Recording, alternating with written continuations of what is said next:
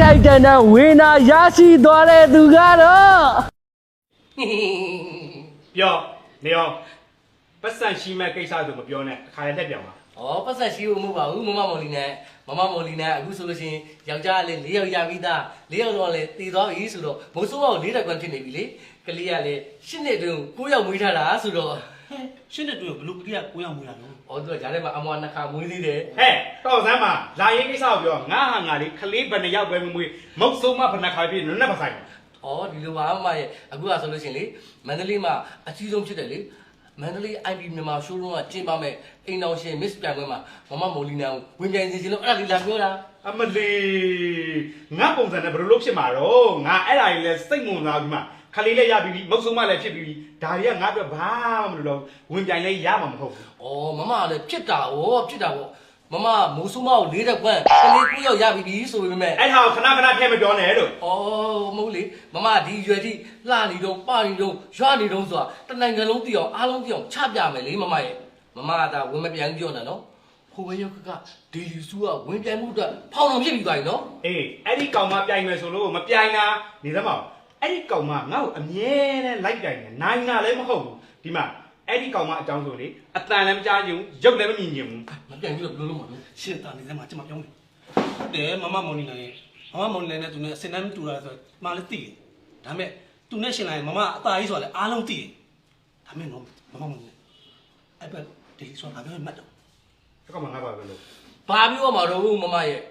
မမဒေလီဆူကလေမမမိုလီနာရတဲ့ကလေး9ယောက်ရပြီလို့တဲ့မိုးဆိုးမလည်း၄ကပြီလို့အိုနေပြီရွာနေပြီတဲ့သူ့ဒီပြိုင်ပွဲမှာရှုံးမှကြောက်လို့ရှိရင်ဝင်မပြိုင်နဲ့လို့ပြောလိုက်တယ် ဟုတ်တယ် ဟမ်အကောင်မအဲ့လိုပဲငါ့ကိုပြောတယ်ငါ့ကိုမြာပြိုင်ပွဲရှုံးမယ်ဒီမှာအကောင်မနဲ့ငါနဲ့အမြဲပြိုင်လေအမြဲရှုံးတာလိုက်ပြိုင်တာငါ့ကိုနိုင်တာဆိုလို့ तू အရက်တစ်ခုပဲရှိ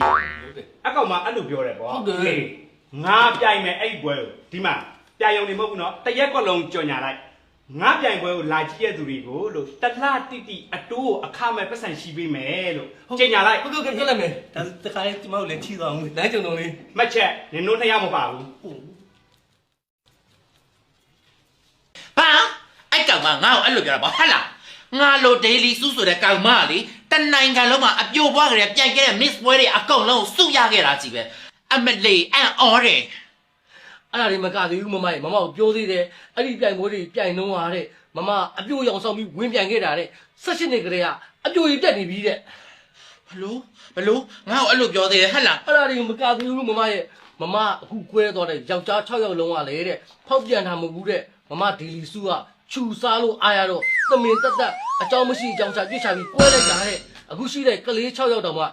ဘယ်ကလေးကဘယ်လင်နဲ့ရမှာအတိအကျမသိဘူးတဲ့ဟုတ်လားမမအဲ့ဒါ အေးဟုတ်တယ်ငါလည်းစဉ်းစားတယ်ဟာဟိုအကြီးလေးတို့အငယ်လေးတို့မဟုတ်ပါလားလေဘာလို့ဆက်ပြောနေဟဲ့ငါသားသမီးတွေငါဘယ်လေးနဲ့ရငါသိတာပေါ့ तू ပြောစရာလားအန်အော်တယ်ဒီမှာဒီကောင်မလေးငါလိုအချက်မငါလိုခန္ဓာကိုငါလိုအလှပါငါလိုကုန်တော့လိုက်စင်မရလို့တပုတ်လွင်လေးဆက်ပြောနေတာငါကလေအဲ့လိုတပုတ်လေးလွင်ပြောနေတဲ့ဟာမနဲ့တပွဲနဲ့ပြိုင်စရာလားတိတ်ခါကြလိုက်တာဟဲ့ မမဒေလီစုမပြိုင်လို့တော့မရဘူးနော်မမဒေလီစုဘာပြောလိုက်တယ်မလဲမမဒေလီစုအပြိုနှုံးကပြိုင်နေဆိုတာတဲ့သူဝင်မပြိုင်ခဲ့လို့မမစုရတာတဲ့သူသာဝင်ပြိုင်ခဲ့လို့ရှိရင်တဲ့မမအမြဲတမ်းလက်ကုပ်တီးပြီးပြန်ရမှာတဲ့ ပတ်လေပြောရဲတယ်သူ့လိုအသားမဲမဲဘိုက်ကပူဖင်ရကောက်တဲ့သူနဲ့ငါတပွဲနဲ့ပြိုင်စရာလား မမကိုအဲ့ထက်မကပြောသေးတာမမအရက်ကလည်းဂလန်ဂလာကြီးတဲ့တကောလုံးကလည်းစီလီကွန်တွေထက်တာအတူတွေကြီးပဲတဲ့အဲ့ဒါကြောင့်မလို့အစ်စ်တွေပါတဲ့သူဟာပဲတဲ့ဒီပွဲမှာခရောင်းရမှာတဲ့မမစုကြောက်ရင်မပြိုင်နဲ့တဲ့ ဟဲ့နေပါဦးအဲ့ဟာ तू ကပြောတာလားနင်ကအဘိုးစာသားတွေထည့်ပြောတာလားပြောစမ်း မဟုတ်ပါဘူးမမရဲ့မမဒေလီဆိုမောင်လေးကစကားမချုပ်တတ်ပါဘူး။ तू ကအဲ့လိုပြောလိုက်လို့တကယ်ပြောတာမမရဲ့ အန်အော်တယ်ငါစီလီကွန်ထည့်တယ်ဆိုလဲငါပတ်စံနဲ့ငါလေငါပတ်စံရှိလို့ငါထည့်တာပေါ့အမလီငါကပတ်စံရှိတယ်သူ့လိုတပြားလေးနှစ်ပြားနဲ့စီငါပြီးလို့စံနဲ့ကောက်မတော့ဘူးပြောလိုက်မပြောလိုက်အောင်မေအခုနင်တို့ပြိုင်မဲ့အိမ်နောက်ရှိ Miss ပွဲလားဟဲ့လားငါဝင်းပြိုင်မဲ့ပြောလိုက်စမ်းပြီးတော့လေတက်ကြောက်ကလုံးကိုချိန်ညာထားလိုက်ဒေလီစုကဒီအိမ်နောက်ရှိ Miss ပြိုင်ပွဲဝင်းပြိုင်မဲ့ငါကိုအားပေးတဲ့သူဘသူမဆိုစံတပြီစီ90သားလက်ဆောင်ပေးမယ်လို့ပြောလိုက်စမ်း စိတ်ချပြောလိုက်မယ်မမ တွေးကြသေးတာပေါ့အေး အားလုံးပဲမင်္ဂလာပါအခုကဆိုလို့ရှိရင်တော့ကျွန်တော်မန္တလေး IB မြန်မာရှိုးရုံးကကျင်းပတဲ့အိမ်တော်ရှင် Miss ပွဲကြီးမှာပြိုင်ပွဲဝင်မဲ့ပြိုင်ပွဲဝင်တွေအားလုံးကိုကြိုးစားပါတယ်ကျွန်တော်တို့ရဲ့ ပြိုင်ပွဲဝင်စီကံချက်အရာအခုပြိုင်ပွဲဝင်နေရဆိုလို့ရှိရင်မန္တလေး IPP မှာ showroom ကထုတ်လုပ်လိုက်တဲ့ cosmetic ပစ္စည်းတွေကိုအသုံးပြုပြီးတော့မိမိကိုအလားဆုံးလိမ့်ရှယ်ပြင်ဆင်ပြီးတော့ပြိုင်ပွဲဝင်ရမှာဖြစ်လို့အားလုံးပဲ showroom ကို let's go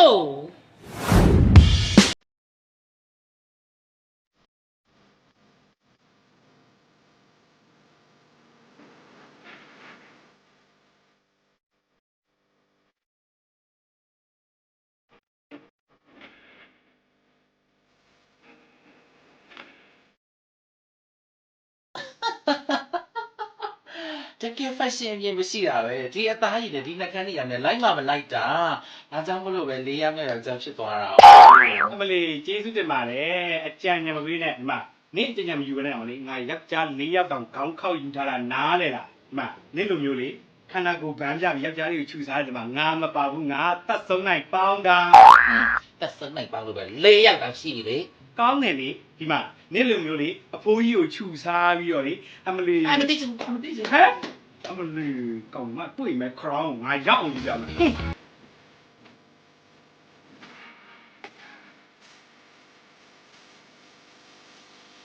ဲ့ကောင်းလိုက်တာနောက်ဆိုရင် blink နဲ့ပဲရှော့မင်းဒါမှဆိုရင်ဒီစမ်းမတန်ဆွမ်းလာပါလာတော့မှာ ဟဲ့စပင်းနေတိုင်းခါနဲ့တန်းနေငါပေါ်တွန်းလာ ဟဲ့တွင်းစရာလားငါနောက်ဆိုဒီ blink နဲ့ပဲရှော့တော့မှာရှမ်ပူရော conditioner နှစ်မျိုးထွက်တယ်နင့်တို့အဖွားကြီးစပင်းသားရှော့ အမလီဒီမှာ crown ကလေငါခေါင်းမှာ အော်တဲ့ crown ကကျမကောင်းပေါ်မှာအသေးတန်မိုးနဲ့စိုက်ထားတာဖွားကြီးဒီဘွဲကိုကျမနိုင်ကိုနိုင်ရမယ် Hello ladies and gentlemen well အခုဆိုလို့ရှိရင်မြန်မာနိုင်ငံမှာအကြီးကျယ်အခမ်းအနားဆုံးဖြစ်တဲ့အိမ်တော်ရှင် Miss ပြိုင်ပွဲကြီးကိုအားလုံးကစောင့်မျှော်နေပြီလို့လည်းထင်ပါတယ် Wow တိုက်ရိုက်ကြည့်ရှုသူ3 million အိုးရန်ကျေးဇူးတင်ပါတယ်အခုဆိုလို့ရှိရင်မြန်မာနိုင်ငံရဲ့နတ်သမီးတမျှချောမောလာပါတဲ့အိမ်တော်ရှင် Miss ပြိုင်ပွဲဝင်တွေကိုတွေ့ရှိရမှာပဲဖြစ်ပါတယ်ခင်ဗျာ Get down, yeah, get down, whoa, whoa, get down, get down, get down, get down, get down, get down, get down, get down, get down, get down.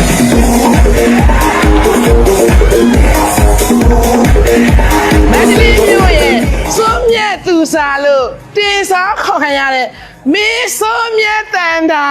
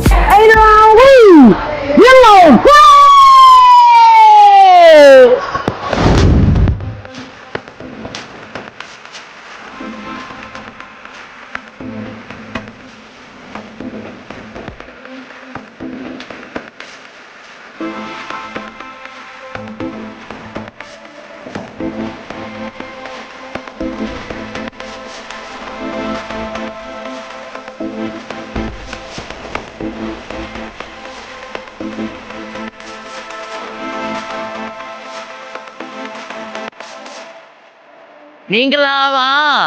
ကျမတော့အားလုံးကချစ်ကြတဲ့ daily soup ဖြစ်ပါတယ်ရှင်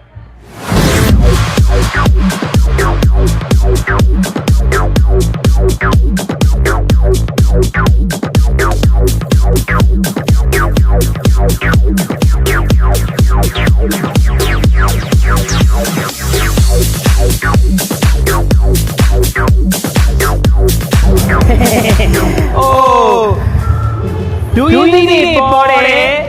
ညိုနေလာတယ်မမနီလာ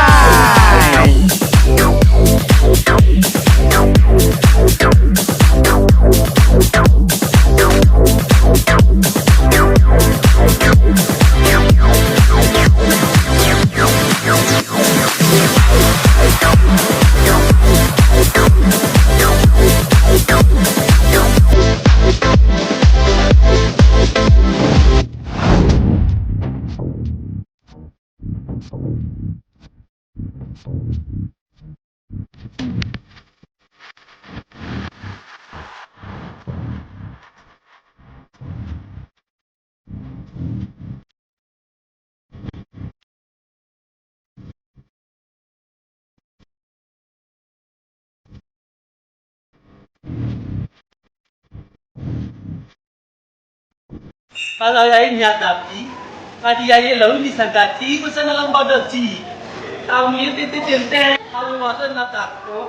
မင်းဒီဒီကမာ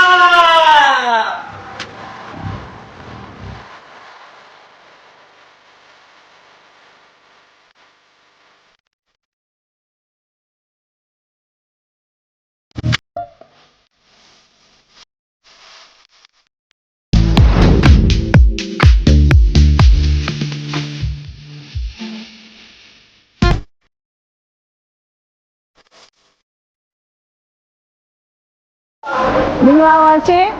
ကျမကတော့ကိုဘိုလင်းအောင်ရဲ့အမျိုးသမီးဖြစ်ပါတယ်ရှင်ကျမယောက်ျားကလေကျမကိုအရန်ချစ်တာမနှက်စာစားရင်လေကျမကိုခွန့်ကြွေးတယ်အပြင်သွားရင်လေကျမကိုအရန်တဝင်တိုတာညဆိုလို့ရှင်လေကျမကိုလေအာဝါလေးပေးပြီးလက်ကလေးကင်ပြီးတော့မှအိတ်တာကျမယောက်ျား ဟိုကအမယောက်ျားကျူခိုင်းတယ်မဟုတ်မအမနာမည်မိတ်ဆက်ပြမအမအဲ့ဒါမပြောကြမလို့ ကျမကလေယောက်ျားအရင်ချစ်ခံရတဲ့ဆူဆူ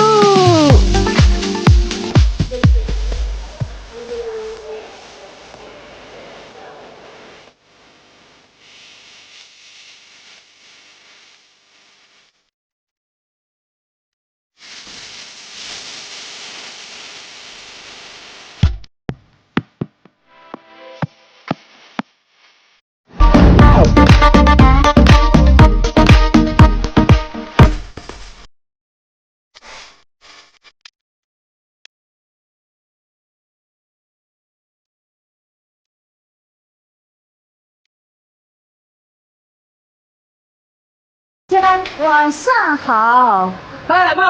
ဟိုအဲ့လိုဗမာလိုပဲပြောပြပါတရုတ်လိုဒီမှာနားလည်လို့တရုတ်မှမရှိလို့ပါမမြန်မာလိုပဲပြောပြပါ ကျမကတော့မှန်ကုန်မြောက်ပိုင်းက Miss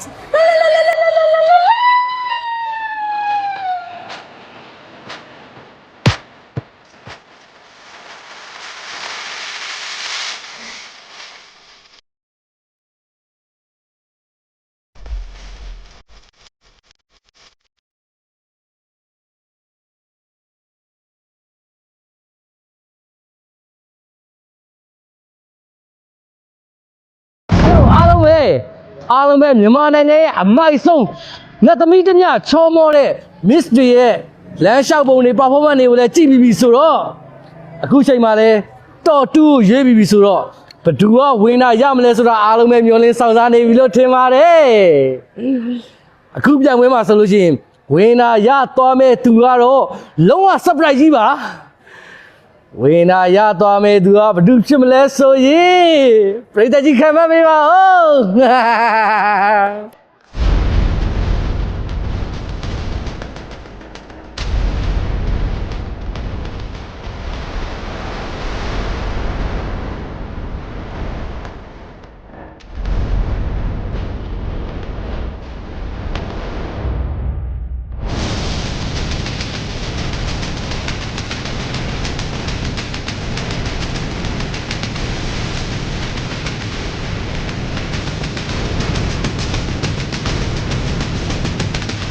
အခုတော်တော်ချင်း IB Mandalay Showroom ရဲ့ထိုက်တန်တဲ့ဝင်းနာရရှိသွားတဲ့သူကတော့အားလုံးပဲစောင့်မျှော်နေပြီလို့ထင်ပါတယ်ဝင်းနာရရှိသွားတဲ့သူကဆိုလို့ရှိရင်ကြီးတကောမှပဲဖြစ်ပါလေ